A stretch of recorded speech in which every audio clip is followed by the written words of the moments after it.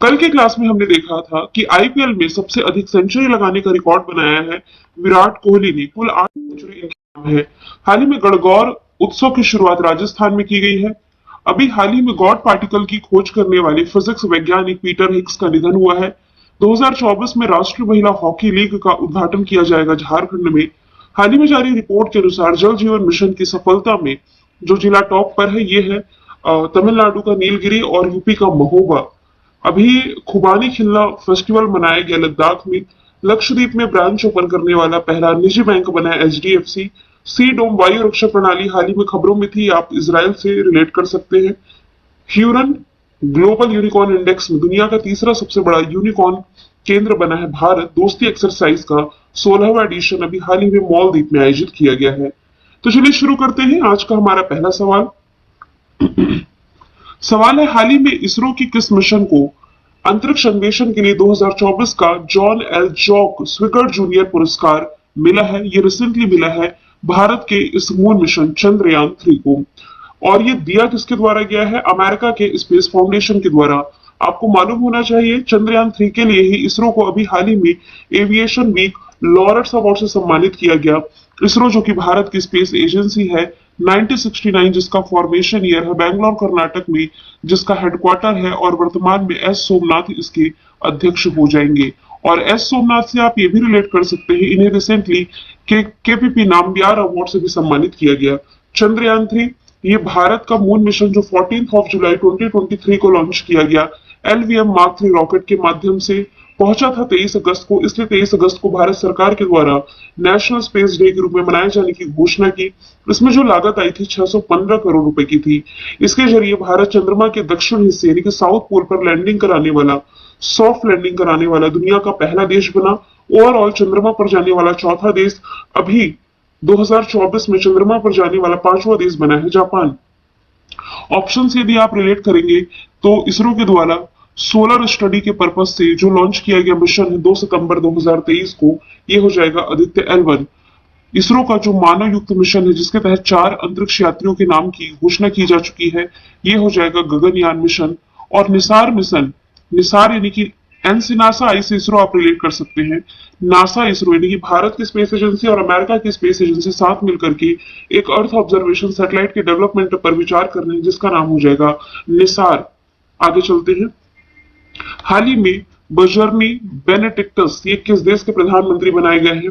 तो ये भी हाल ही में प्रधानमंत्री बने हैं आइसलैंड के। ऑप्शन नंबर ए इसका राइट आंसर हो जाएगा। आइसलैंड के प्रधानमंत्री जो थे केट्रिन जैकब्स डॉटर, इन्होंने अपने पद से इस्तीफा दिया और अब ये राष्ट्रपति के लिए अपनी उम्मीदवारी जता रहे हैं। फिलहाल प्रधानमंत्री बजरनी बेनेडिक्टस बने हैं। आइसलैंड अटलांटिक ओशन में आप इसकी लोकेशन देख सकते हैं। अटलांटिक ओशन एस आकार की आकृति में है। ये ना दुनिया का दूसरा सबसे बड़ा महासागर है। सबसे बड़ा है प्रशांत महासागर, दूसरा है अटलांटिक महासागर। इसका जो सबसे गहरा बिंदु है इसका नाम हो जाएगा प्यूर्टो रिको ट्रेंच या प्यूर्टो रिको गर्त भी आप इसे कह सकते हैं। यह नॉर्थ अटलांटिक की तरफ आप देखिए तो आइसलैंड की लोकेशन है। कैपिटल रिक्जाविक, करेंसी आइसलैंडिक क्रोना हो जाएगा। आप ये भी रिलेट कर सकते हैं, अभी हाल ही में जो पीस इंडेक्स रिलीज किया गया, देखिए 2024 का तो अपडेट नहीं हुआ है, मैं 2023 का ही मैं आप लोगों को बताऊंगी। दुनिया का सबसे शांत देश ये आइसलैंड ही बना है और इंडिया की रैंकिंग इसमें हो जाएगी 126। हालांकि खुशहाली के मामले में भी आइसलैंड खुशहाली के मामले में भी भारत 126 पर ही है। ऑप्शन के थ्रू यदि हम देखें तो लोकतंत्र सूचकांक जो डेमोक्रेसी इंडेक्स रिलीज किया गया, इसमें नॉर्वे टॉप पर है, इंडिया 41वें स्थान पर है। जर्मनी से आप रिलेट कर सकते हैं। दुनिया की हाइड्रोजन ट्रेन, पहली ऐसी हाइड्रोजन ट्रेन जो जर्मनी में चलाई गई। डेनमार्क से यदि आप रिलेट करें तो मेट फ्रेडरिक्सन यहाँ के प्रधानमंत्री बनाए गए हैं। फ्रांस से आप रिलेट कर सकते हैं। फ्रांस के सबसे युवा प्रधानमंत्री गैब्रियल अटल बनाए गए। हालांकि यहाँ के राष्ट्रपति इमैनुअल मैक्रोन जो कि रिपब्लिक डे में भारत में मुख्य अतिथि के रूप में शामिल हुए थे। ऋषि सुनक हो जाएंगे ब्रिटेन के प्रधानमंत्री, कंजर्वेटिव पार्टी के नेता, भारतीय मूल के हैं। आगे चलते हैं। हाल ही में WHO यानी कि वर्ल्ड हेल्थ ऑर्गेनाइजेशन ने जो रिपोर्ट रिलीज की है इसके अनुसार हेपेटाइटिस बी और सी के मामले में भारत किस स्थान पर है? भारत को रखा गया है दूसरे स्थान पर। 9 अप्रैल को WHO ने रिपोर्ट रिलीज की है कि ग्लोबल हेपेटाइटिस रिपोर्ट 2024 के अनुसार 2022 में ग्लोबल लेवल पर 254 मिलियन लोग हेपेटाइटिस बी से संक्रमित थे और 50 मिलियन लोग हेपेटाइटिस सी से संक्रमित थे। देखिए हेपेटाइटिस के A B C D E ये 5 प्रकार होते हैं, जिसमें सबसे घातक आप कह सकते हैं यही है। तो हेपेटाइटिस बी और सी के मामले में मतलब ऐसा देश जहां सबसे अधिक संक्रमण है, तो टॉप पर है चाइना, 35 मिलियन संक्रमण है यहाँ पर। भारत दूसरे स्थान पर है 29.8 मिलियन संक्रमण के साथ। हेपेटाइटिस ये यकृत यानी कि लीवर की सूजन है, जो कि विभिन्न प्रकार की स्वास्थ्य समस्याओं का कारण बन सकती है और घातक भी हो सकती है। बात की जाए यदि डब्ल्यूएचओ की यानी कि वर्ल्ड हेल्थ ऑर्गेनाइजेशन की, 7 अप्रैल को इसकी स्थापना हुई थी 1948 में, इसलिए 7 अप्रैल को हम मनाते हैं वर्ल्ड हेल्थ डे के रूप में। जेनेवा स्विट्जरलैंड में हेडक्वार्टर, टेड्रोस अदानोम वर्तमान में इसके अध्यक्ष हो जाएंगे। आगे चलते हैं, हाल ही में राष्ट्रीय सुरक्षित मातृत्व दिवस कब मनाया गया है? तो ये रिसेंटली मनाया गया है 11 अप्रैल को, माफ कीजिएगा यहाँ पर 11 अप्रैल होना चाहिए, इसे मैं सुधार करके आप लोगों को प्रोवाइड करा दूंगी। इसे मनाने का उद्देश्य है महिलाओं की मातृत्व सुरक्षा को बढ़ावा देना। पहली बार 2003 में मनाया गया था। किसके द्वारा मनाया जाता है? वाइट रिबर अलायंस इंडिया के द्वारा। भारत सरकार ने इसे मनाने का फैसला इसलिए किया ताकि गर्भावस्था और प्रसव के दौरान किसी महिला की मौत न हो। भारत में जन्म के कारण माताओं की मौत की जो स्थिति है ये बेहद ही खराब है। ऑप्शन से यदि आप रिलेट करें तो राष्ट्रीय समुद्री दिवस जो है ये 5 अप्रैल को मनाया गया है। 9 अप्रैल को मनाया गया है central armed police force CA, माफ कीजिएगा सीआरपीएफ है ये, सेंट्रल रिजर्व पुलिस फोर्स शौर्य दिवस।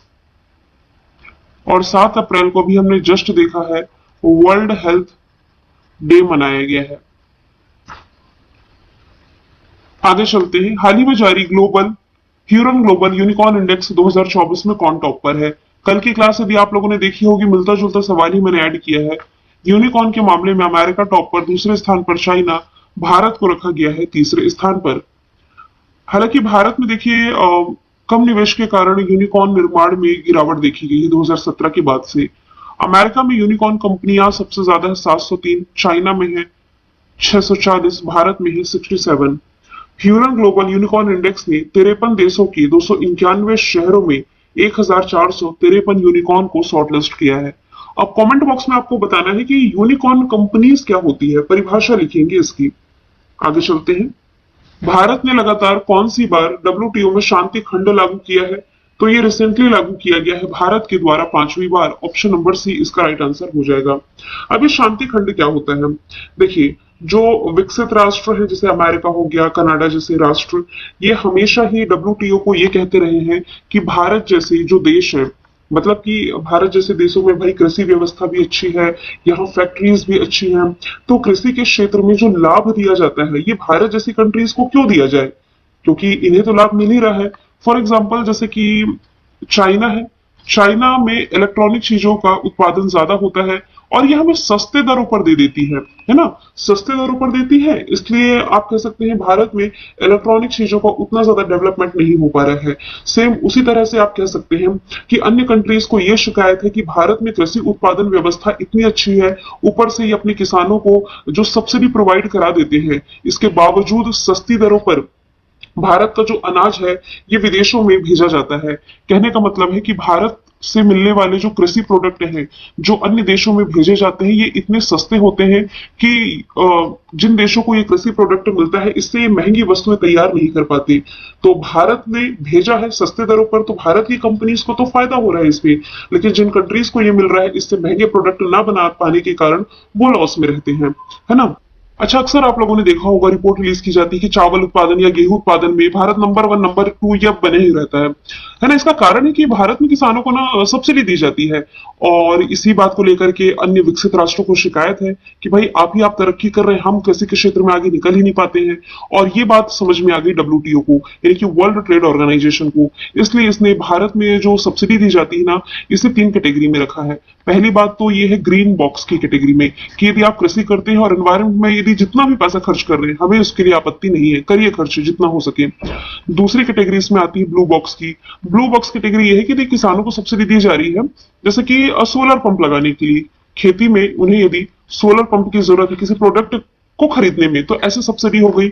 सबसे ज्यादा दिक्कत यहां पर करते हैं देश अंबर बॉक्स की कैटेगरी को लेकर के। अंबर बॉक्स में आप ये कह सकते हैं कि किसानों को जो न्यूनतम समर्थन मूल्य दिया जाता है, एमएसपी दिया जाता है। एमएसपी का मतलब है कि जो भी निर्धारित मूल्य होता है कि किसान कम से कम इस मूल्य के नीचे तो अपना सामान नहीं बेचेंगे, ये होता है एमएसपी। आप लोगों ने देखा भी होगा पिछले कुछ समय से भारत में किसान आंदोलन तेजी से रहा है, जिसमें कहा गया कि भाई सरकार सीधे सीधे हमें लिखित रूप से ये दे दे कि हम एमएसपी कभी खत्म नहीं करेंगे। लेकिन भारत सरकार ऐसा नहीं कर सकती, यदि करेगी तो डब्ल्यूटीओ की संधि का उल्लंघन करेगी, है ना।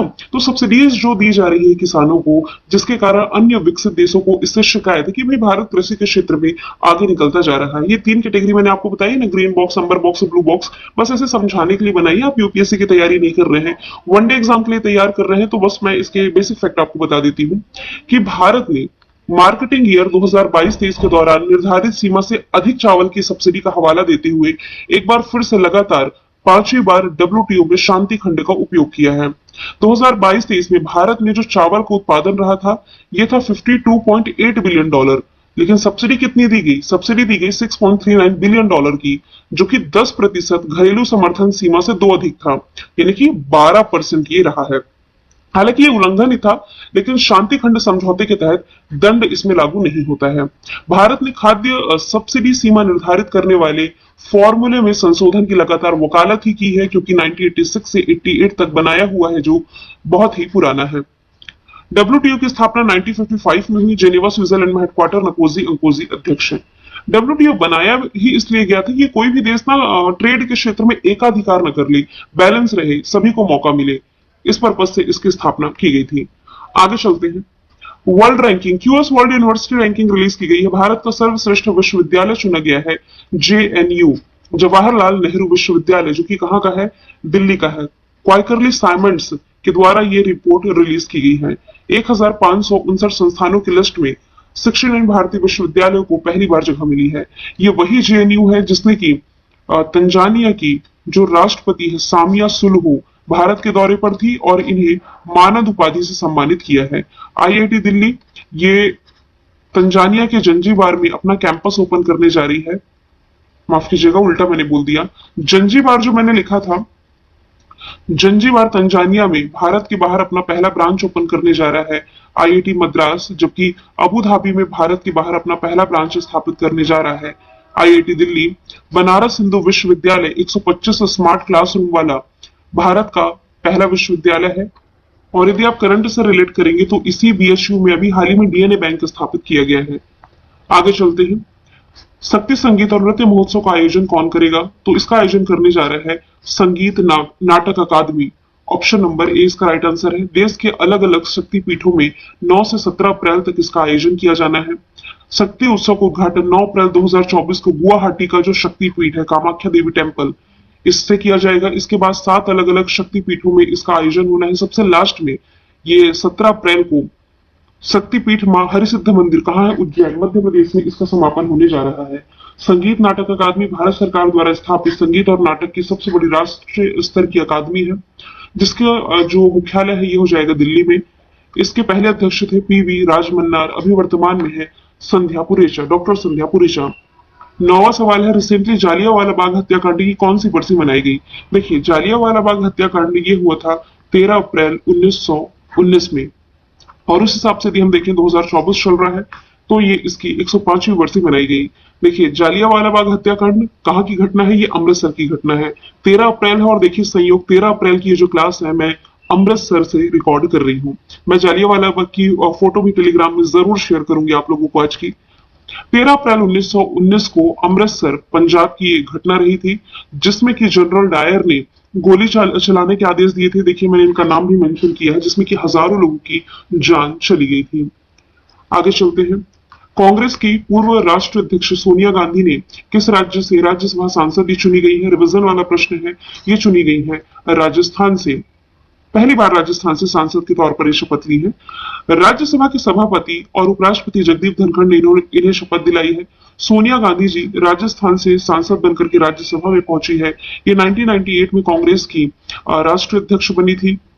1999 में पहली बार बेल्लारी कर्नाटक और अमेठी यूपी से ये चुनाव लड़की लोकसभा में पहुंची और ये कुल 5 बार लोकसभा की सांसद रह चुकी है। स्ट्रैटेजी के में नेशनल पार्क यदि हम देखें, रणथंभौर सरिस्का ये है राजस्थान में, घाना भी राजस्थान से रिलेट कर सकते, कान्हा पेच पन्ना मध्य प्रदेश में, नामदफा अरुणाचल प्रदेश में, सुल्तानपुर कलेशा हरियाणा में, दुधवा यूपी में। कल मैंने आपसे पूछा था ओम के आकार का पहला मंदिर दुनिया का, ये बना है राजस्थान में। आज का सवाल है डी